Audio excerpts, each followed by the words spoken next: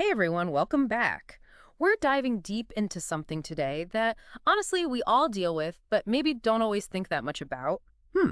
Right. We're talking gum health and going beyond just the whole brushing and flossing thing. We're gonna uncover why gum disease is so common Right? and how it can even impact, the rest of our bodies. Yeah, it's connected. So think of this deep dive as your cheat sheet for healthier gums. We're pulling some really interesting research from this article we found. Oh, cool. Yeah, and get this, one of the things that jumped out at me right away, almost half Wow. of adults, right, over 30 in the U.S. have some form of gum disease. It's crazy. That is surprising, yeah. But it kind of makes sense, when you think about it, because gum disease, it's not always just about how well you brush. It's what happens when you miss a spot, but over and over. Okay, yeah. And that's where the plaque and the tartar buildup starts to come in. So, okay, can we break down those two evildoers real quick? Plaque versus tartar, what's the deal? So think of plaque like this, that sticky film that builds up on your teeth all the time, right? Uh-huh. And it's just full of bacteria. And if you don't get rid of it all, if you don't get it off properly, it hardens and it turns into tartar. Oh. And tartar's way harder to get rid of. It's like that difference between wiping away dust and then having to chisel away hardened grime, Exactly. That's a great way to put it. Yeah. And this is why your dentist is always on you about flossing. Right. It's not just about getting the food out. It's about breaking up that plaque before it can become the tartar. So it's like a preemptive strike. Exactly. Prevention. Which, that makes me think about all the other stuff that puts us at risk for gum problems, right? It's not just how well we brush and floss, is it? No, not at all. There's actually a lot of different things that can kind of tip the scales and make you more likely to have gum disease. Yeah, and some of them surprised me, I gotta say, when I was reading this article. Okay, smoking. Yeah. So apparently it weakens your immune system, and then it's harder for your body to fight off those infections in your gums. That's right, because smoking, it's like it compromises your body's natural defenses. So Yeah. it makes you more susceptible to all kinds of problems. And yeah, gum disease is one of them. Wow. Okay, and then there's hormones. Oh, yes. Which I feel like this is why some people just are more prone to gum problems than others, right? Absolutely. Hmm. Hormones play a huge role. Think about those fluctuations that happen during pregnancy, Oh, well. menopause even. All of that can make your gums more sensitive, more likely to get inflamed. So it's not just in our heads, Yeah. Hormones are really messing with us. And then, speaking of things that are messing with us, stress. Oh, of course. As if we needed another reason to chill out, right? Right.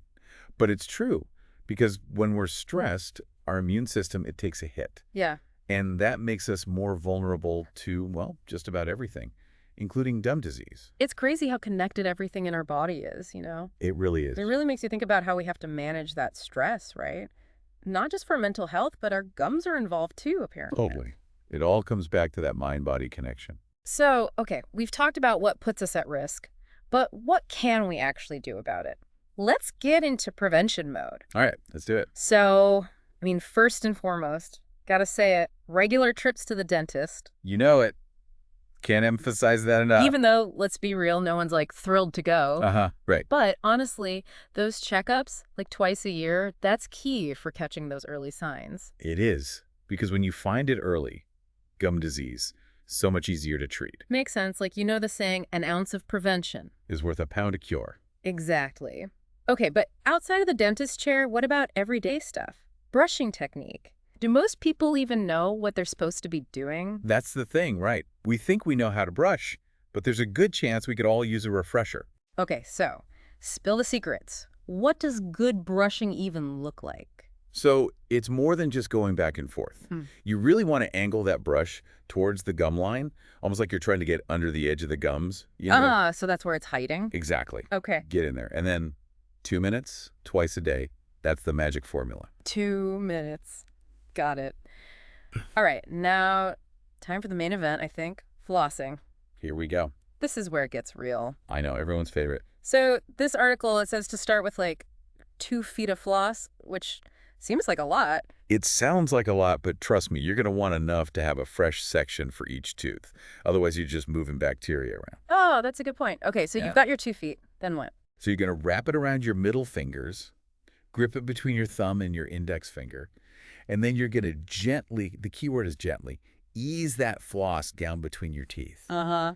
And you want to go all the way down to the gum line. And this is where people, they get a little too aggressive. You don't want to saw back and forth. Right. You want to curve it around the tooth in a C shape and then just slide it up and down against the tooth. You want to go slightly below the gum line, but again, be gentle. Like a hug for your gums. Exactly. Not a sawing motion. Don't snap it down on the gums. Yeah. Be thorough, but be gentle. Okay, good advice. Good advice. But what about people who, like, they struggle with regular floss? What about things like those water flossers? Water flossers are fantastic. Yeah. Especially for anyone who has braces, bridges, anything where it's hard to get in there with a floss. Yeah, makes sense. Those are a game changer. And then you also have things like interdental brushes. Yeah, for those tight spaces. Yes, exactly.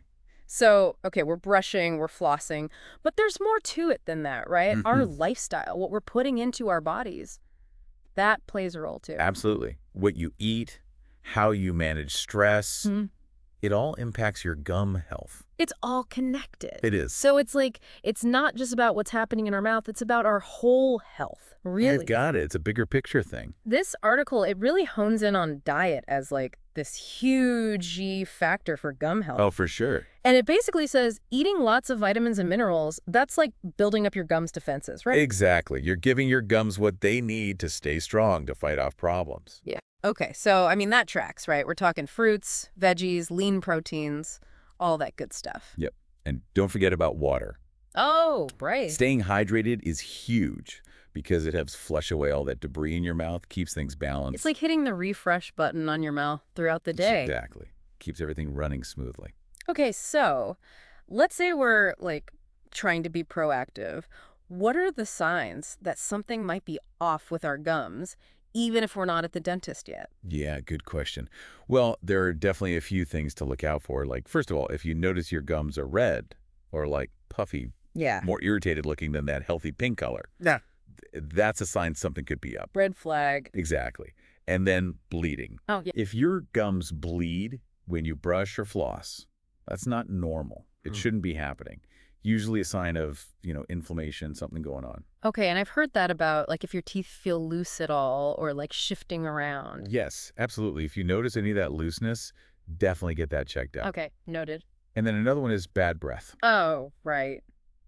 I mean, bad breath could be caused by a lot of things, but if it's persistent and it's not going away, could be a sign of gum disease too. So it's like our mouths are trying to tell us something. Exactly. They give us clues. Right, right. But important to remember, these are just potential signs, right? Like we're not diagnosing ourselves at home. Exactly. If you're seeing any of these things, go to the dentist. Go to the professional. Get it checked out, yeah, because they can figure out what's really going on and what to do about it. They've got the tools. Okay, so let's talk treatment for a sec. I feel like that can be kind of anxiety producing for people, What should we know to feel maybe a little less worried? Totally understand that. But here's the thing. Dentists today, we have so many options for treating gum disease. Oh, good. And the earlier you catch it, the better. Like often, if it's in the early stages, all you might need is a really good cleaning. Okay. Like a deep cleaning. It's called scaling and root planing, which basically means we're removing that plaque and tartar from below the gum line, which you can't really do on your own at home. Right. Makes sense. So that might be it. Or, your dentist might give you a special mouthwash, maybe even some antibiotics, depending on the situation. Okay. And then, of course, if it's more advanced, there are surgical options as well. But those are really for more serious cases. Gotcha. It totally depends on the person, how severe the gum disease is. It's different for everyone. So it's personalized. It is. Which is good. Just like any other aspect of your healthcare, right? It should be tailored to you. I feel like I learned so much. This has been super informative. Good, I'm glad. I feel way more empowered to actually take care of my gums now. That's what we want.